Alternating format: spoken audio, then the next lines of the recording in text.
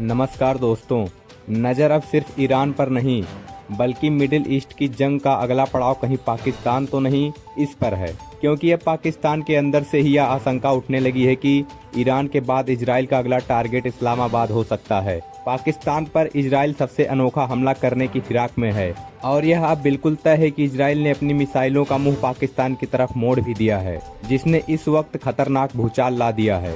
क्या सच में इजराइल पाकिस्तान पर हमला करने की तैयारी कर रहा है? आइए जानते हैं कि सच क्या है।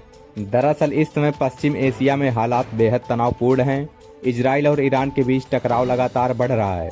इजराइल की सेना गाजा स्ट्रिप और लेबनान में भी लगातार हमले कर रही है और इसी बीच पाकिस्तान में कई राजनेताओं और रणनीतिक एक्सपर्ट ने यह दावा किया है कि ईरान के बाद अब अगला निशाना उनका देश भी बन सकता है। पाकिस्तान के रक्षा मंत्री ख्वाजा ने हाल ही में ये कहा है कि अगर ईरान पर इजराइल का प्रभाव बढ़ता है तो उसका सीधा असर पाकिस्तान तक पहुंच सकता है।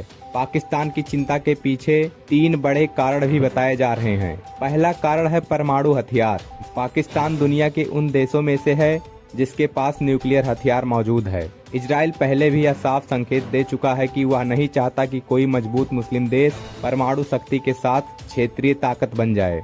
दूसरा कारण है सैन्य साझेदारी। हाल के समय में पाकिस्तान ने तुर्की और सऊदी अरेबिया के साथ मिलिट्री सहयोग बढ़ाया है। कुछ रणनीतिक एक्सपर्ट यह कहते हैं, उनका यह मानना है कि भविष्य में ये सहयोग एक बड़े इस्लामिक सैन्य ब्लॉक का रूप ले सकता है। तीसरा कारण क्षेत्रीय राजनीति। अगर ईरान में कोई ऐसी सरकार बनती है जिस पर इजराइल का प्रभाव हुआ तो उसका सीधा असर पाकिस्तान की सुरक्षा रणनीति पर पड़ सकता है। हालांकि हकीकत यह भी है कि इजराइल और पाकिस्तान के बीच में करीब 3000 किलोमीटर की दूरी है और दोनों देशों की कोई सीधी सीमा भी नहीं है। इसीलिए सैन्य एक्सपर्ट ये मानते हैं कि सीधा युद्ध फिलहाल बेहद मुश्किल और जोखिम भरा होगा, क्योंकि पाकिस्तान भी परमाणु हथियारों से लैस देश है और ऐसा कोई भी कदम पूरे क्षेत्र को बड़े युद्ध में धकेल सकता है। तो सवाल यही है, क्या ईरान के बाद सच में पाकिस्तान अगला मोर्चा बन सकता है? मिडिल ईस्ट की जंग किस दिशा में जाएगी और इसका असर दक्षिण एशिया तक पहुंचेगा या नहीं, इस पर इस वक्त पूरी दुनिया की नजरें बनी हुई हैं। फिलहाल आपकी इस खबर पर क्या राय है, कमेंट बॉक्स में जरूर बताएं और ऐसे ही खबरों को देखने के लिए हमारे चैनल को सब्सक्राइब करें।